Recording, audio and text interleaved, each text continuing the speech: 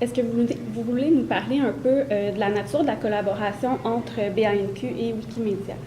D'accord, mais en fait, on a 3 projets BANQ dans des plateformes Wikimedia. Des projets qui sont sur la plateforme Wikimedia Commons, qui est la médiathèque d'images de fichiers librement réutilisables qui sert notamment à illustrer Wikipédia. Donc on a des projets d'ajout de contenu, donc de photographies. On a versé 3000 photographies qui peuvent être réutilisées, des documents sonores comme des cours d'histoire de Lionel Roux.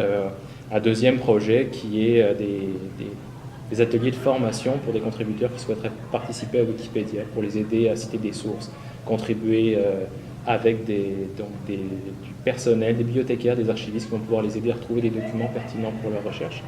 Et en lien avec Wikipédia, on a également fait un projet de proposer du contenu. Donc on a participé, on a ajouté des liens, des sources dans certains articles qui menaient au fonds d'archives qu'on conserve. Le troisième volet, le troisième projet qu'on a dans l'univers Wikimedia, c'est avec Wikisource. Donc Wikisource, c'est la bibliothèque des projets Wikimedia. Donc c'est un outil qui permet de faire la transcription. Donc essentiellement, on retrouve des livres numériques, mais on peut retrouver également des documents manuscrits, des archives qui peuvent être transcrites. Et donc là, il y a tout un potentiel pour la lecture facilitée à l'écran, pour la recherche en plein texte, etc. Donc c'est ces 3 projets-là. Et on est partenaire de Wikimedia Canada, donc qui est l'organisme qui chapeaute les volets, les projets Wiki au Canada, qui nous offre des ressources techniques, par exemple, nous aide à développer nos projets, puis également permet de mettre en valeur ce qu'on a fait, par exemple, et toutes sortes de petits éléments qui font qu'on comprend mieux l'univers Wikipédia, le Wikimedia, et qui nous aide dans notre travail. J'imagine que justement les ressources dont vous bénéficiez par Wikimedia, c'est des ressources que vous n'auriez pas nécessairement en tant qu'organisme gouvernemental. C'est quoi les retombées positives que vous avez constatées grâce aux projets que vous avez mis en place avec eux? Mais les projets dans Wikimedia, on va chercher un public qui ne nous connaît pas forcément. Ouais. La possibilité de voir des photos qu'on a versées, des photos du patrimoine québécois dans Wikipédia. On ne cherche pas spécialement une archive, l'archive vient à vous quand vous faites une recherche. Donc on trouve ça très intéressant et ça ouvre toutes sortes de possibilités pour les usagers qui ne nous connaissent pas. Est-ce que vous avez vu une différence au niveau de l'assiduité des gens vers vos services à l'interne par rapport à votre participation à Wikimedia? On voit des retours surtout de l'étranger. C'est rare que quelqu'un vienne nous voir en nous disant « j'ai vu une photo, je vais venir vous voir pour voir d'autres choses ». Mais on a des retours comme ça, c'est déjà arrivé.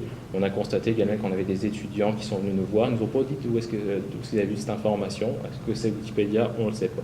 Par contre, on a eu des commandes de reproduction pour des photographies de personnes qui se trouvent en Grande-Bretagne, par exemple, à l'étranger, qui nous ont demandé ce genre des documents qu'ils n'auraient certainement jamais vus si on avait été absent de ces plateformes.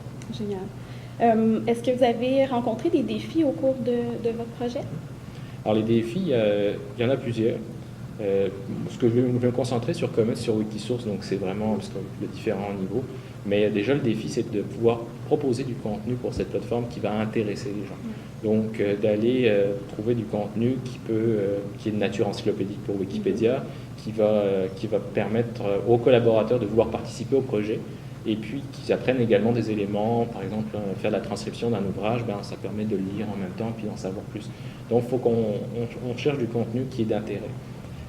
Après ça, il y a des défis aussi au niveau de ressources. Donc, il faut planifier nos projets en fonction des ressources dont on dispose.